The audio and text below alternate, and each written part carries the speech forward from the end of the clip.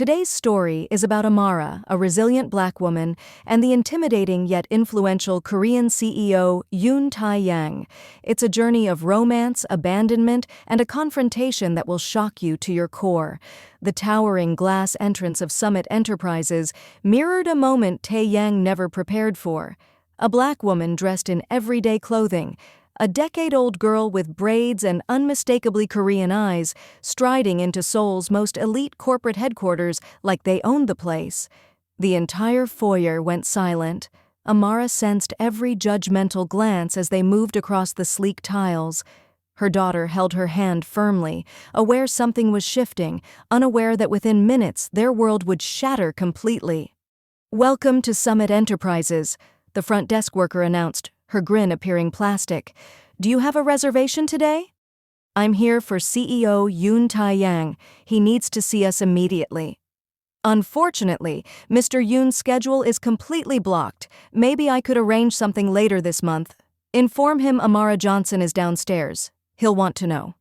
The woman's professional mask slipped. She spun around, speaking quietly into her device while glancing repeatedly at the child, at those features that couldn't be coincidental. The girl pulled her mother's arm. "Mommy, why are people acting weird around us?" "Stand proud, sweetheart. Nobody gets to make us feel less than." An elevator down the corridor dinged. Yoon Tae-yang stepped out, mobile pressed to his face, discussing expansion plans in rapid Korean. 35 years old, dressed impeccably in Italian tailoring, the most successful young executive his corporation had ever seen. Named Korea's top entrepreneur by every major publication, he embodied achievement itself. He was the girl's identical twin. Amara observed him approaching, recalling the person he once was. The determined graduate student who'd made her believe in forever during midnight conversations over cheap takeout, who vanished the second reality became complicated. Her daughter's small but clear voice interrupted the corporate buzz. "Papa." Reality halted. Tae-yang's phone dropped from his fingers, smashing against the floor. His complexion turned ghostly as he locked eyes with the child. Then, gradually, painfully, he found Amara. "This isn't real," he whispered hoarsely. "You can't be standing here, this can't be happening." "Look carefully at her, Tae-yang. Look directly at what you created." Surrounding them, devices materialized, workers filming, guards murmuring into communication units. The atmosphere crackled with anticipation.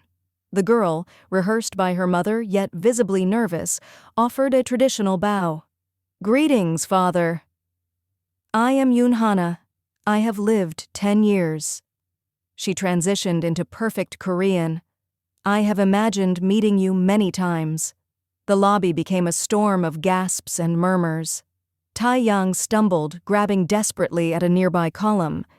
His face displayed shock, then refusal, then understanding, then absolute panic. "You concealed her from me," his voice grew louder. "You stole an entire decade with my child?" 11 years, Amara corrected without warmth, "and I concealed nothing. Your people made everything perfectly clear. We were unwanted complications. That isn't—" He caught himself, realizing they had spectators, staff members leaning over railings above, documenting everything. "Conference level, immediately." He walked like someone in a trance, directing them toward the lift. Hana clung to her mother, her confidence dissolving. In the reflective surfaces surrounding them, the resemblance was impossible to question. She possessed his precise facial structure, identical piercing stare, even the same small scar above her left eyebrow. "Mama, why does he seem frightened of us?" Hana whispered in English. "Speak clearly, baby, and he's just overwhelmed by the surprise." But Amara understood the truth. She recognized that fear in his locked jaw, the death grip on his phone. He was absolutely petrified. The conference space showcased Seoul's magnificent skyline, Tae-yang's domain, completely removed from the cramped Toronto apartment where they'd once shared dreams together. He dropped into a chair, hands visibly trembling. "What's her age?" 10 years. Her birthday is May 15th. 11 months after Amara had disappeared from Canada. 11 months after his mother had labeled her a manipulative outsider, someone beneath their family's standards. Her name is Hana, middle name Soo-jin. We chose it together that winter. Have you erased that memory? Tae-yang's breathing stuttered, remembering that freezing January night in their apartment.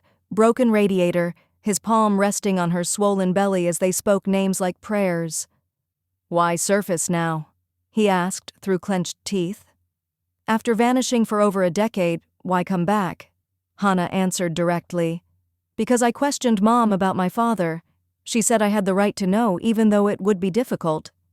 Tae-yang's focus shifted to the child, this brave girl who clearly inherited his stubborn nature.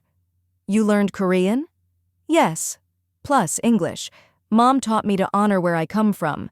She examined him closely. You speak Korean and English, correct? And Mandarin for international business. Why does that matter? Oh. Hana's face showed obvious disappointment. Mom speaks 6 languages. I assumed you'd know at least 5. Despite everything collapsing around him, Tae-yang nearly smiled. What's the 6th? Compassion. She claims it's the language that truly connects people. The doors exploded inward. A woman entered, late 20s, wearing haute couture, dripping in jewelry. She stopped cold seeing them. I heard you were handling an emergency, but...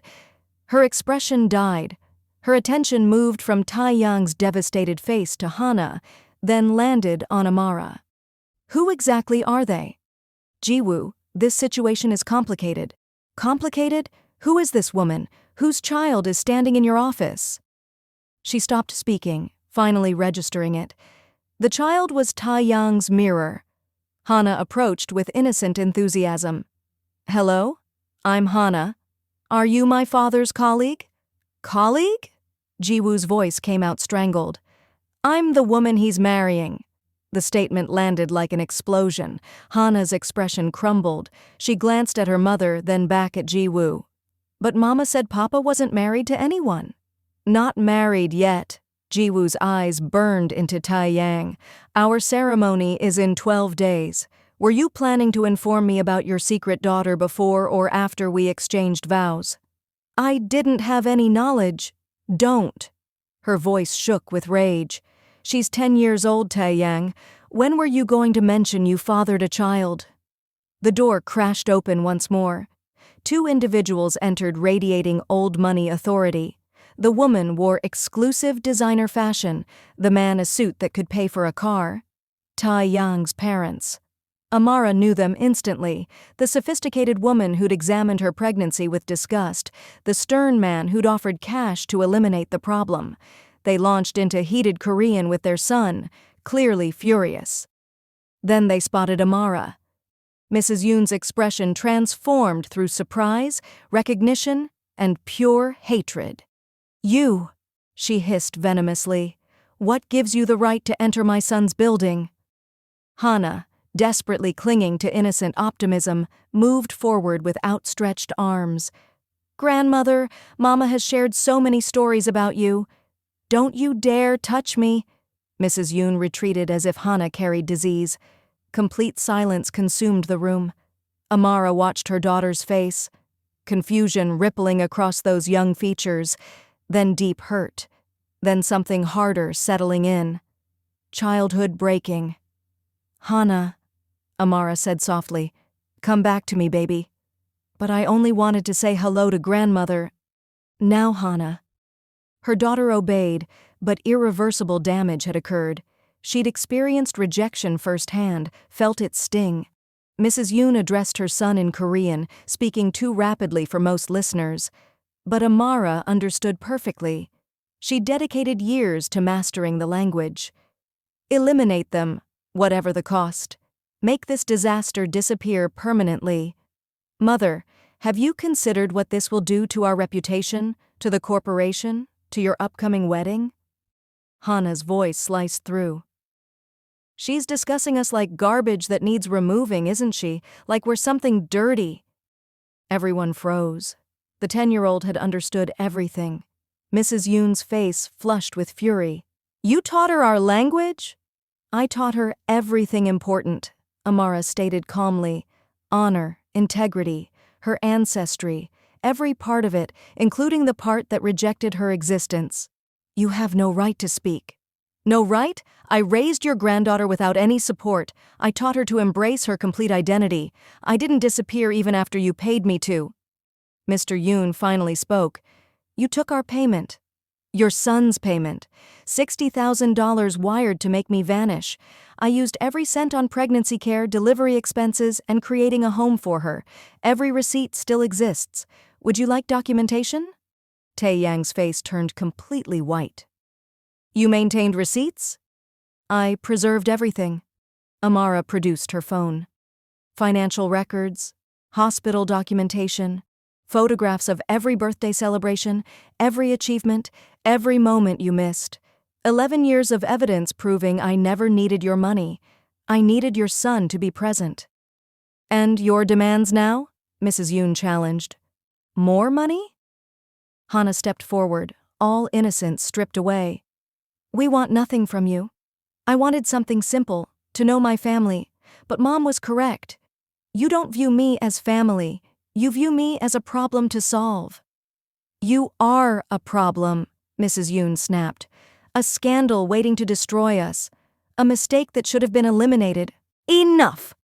The word escaped Tae-yang but carried no strength.